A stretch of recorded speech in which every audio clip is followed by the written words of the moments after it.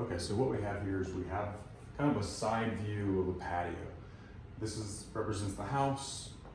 Down here we have the gravel base. This is the base material that was put in. On top of the gravel base material, what's called a drainage layer is installed. Usually this is some form of sand or smaller rock chip. That's put there, and that's designed to not only level up the pavers, because it's harder to get the larger gravel base level enough to, or even enough to install pavers on top of it.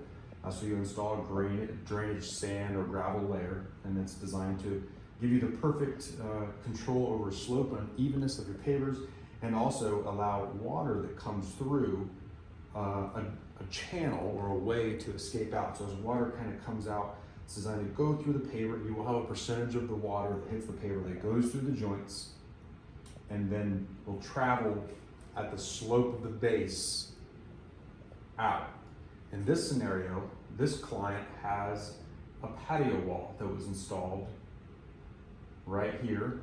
And as you can see, it's sitting on the gravel base, installed correctly. However, it doesn't allow the water to get out.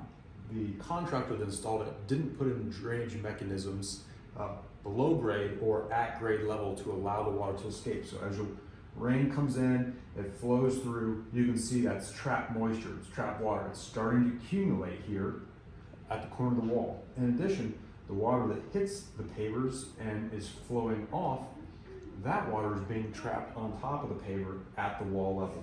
So what you end up having is this water continues to accumulate in the drainage layer. It's keeping the pavers wet from the bottom side up. And what that's resulting in is your pavers, when they're damp, it's going to create the perfect conditions for weeds, mold, algae, all of that stuff to germinate and thrive.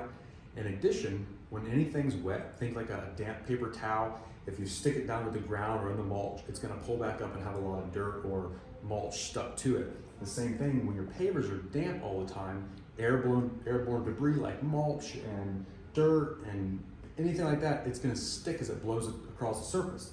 So you're going to notice the pavers in this area are going to be more likely to have weeds. They're going to be more likely to look dirty. After our process, you're going to have to pay special attention to that area to keep it clean, to keep the joints rinsed off, to keep the organic material away. One solution in this scenario would be to install a weed pole through the wall to allow the water to get off. And so at least you're allowing the water on the surface level to escape. However, you're not addressing the water down here that does make it through, it doesn't have a way to escape. So in a perfect installation, you would actually have, a drain pipe on this side of the wall that as the water goes down, it hits that drain pipe, and then the drain pipe takes it out and daylights it somewhere out into the yard or something like that. And in that instance, you're addressing the water on the surface level, you're addressing the water underneath the pavers. Almost all paver issues are a result of some failure of drainage management.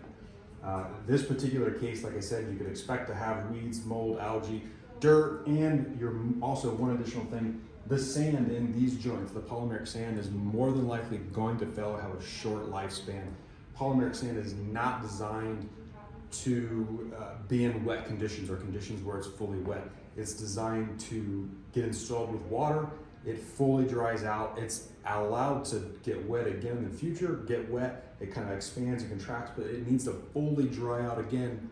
If it's not able to do that, if that cycle isn't happening, it's going to break down and you're going to have failure in that area over time. So hope that's a great explanation, a great visual for you to understand how drainage can impact your pavers, your polymeric sand. Mark with Perfect Paver Company. Have a great day.